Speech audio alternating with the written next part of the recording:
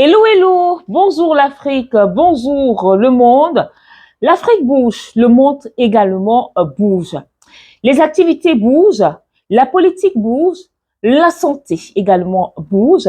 Et je n'oublie pas les Cuba, qui eux également font leur bonhomme de chemin en choisissant justement pour cible plusieurs catégories de personnes.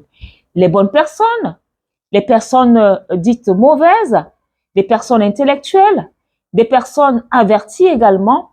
Et oui, l'actualité aussi bouge, que ce soit du nord au sud, de l'est à l'ouest.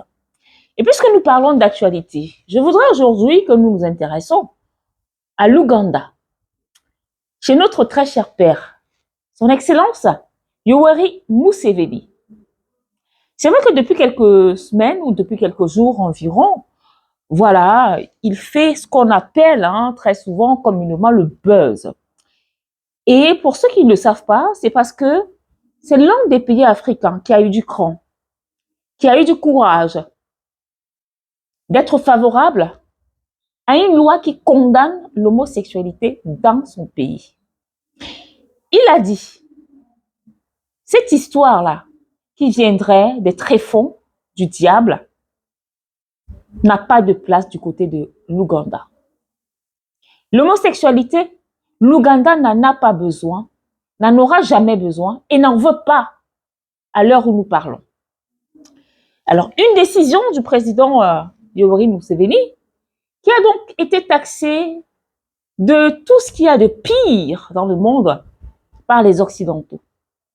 Eux, aujourd'hui, qui ont décidé de faire une grosse campagne promotionnaire de cette pratique néfaste, de cette pratique qui n'apporte rien à l'être humain, de cette pratique qui n'a de succès que dans un monde du diable. Il a dit stop. Et pour ça, je suis prêt à vous affronter jusqu'à la gare. Oui, il a fait. Il s'est totalement opposé. Et en fait, il n'y a pas que lui. Il n'y a pas que lui. Quelque temps avant, c'était son Excellence Samia Suluhu, présidente de la Tanzanie, qui avait demandé à ce que l'on sorte des programmes scolaires de la Tanzanie, des manuels scolaires où l'orientation sexuelle faisait partie de certains cours qui devaient être enseignés aux enfants. Elle a tapé du poing sur la table. Et oui, parce qu'en dehors du fait qu'elle est chef d'État, elle reste une mère. Très chers Occidentaux, que voulez-vous de plus pour comprendre que nous, en Afrique, on n'a pas besoin de votre homosexualité. Nous n'en voulons pas. Et nous ne vous acceptons pas avec cette pratique diabolique. En Afrique, nous n'en avons pas besoin. Chose bizarre, ou c'est une coïncidence, tellement nous vous maîtrisons, tellement nous maîtrisons votre façon de fonctionner. Depuis quelques heures, les médias nous font savoir que le président Yoweri Museveni est atteint de la COVID-19. Première question. Ça fait pas un mois, l'OMS a fait savoir que la COVID-19 ne représentait plus aucune menace.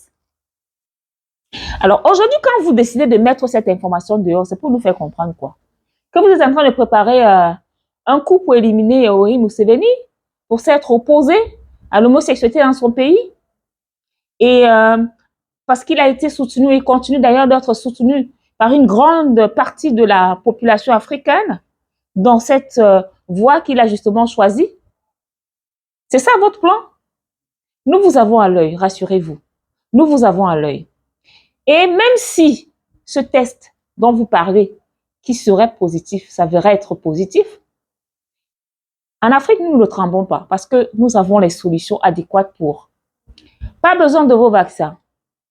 Et rassurez-vous, les informations qui nous viennent justement de l'Ouganda disent que le président va bien. Alors, comment avoir la COVID et se sentir bien? Attention à vous, chers Occidentaux.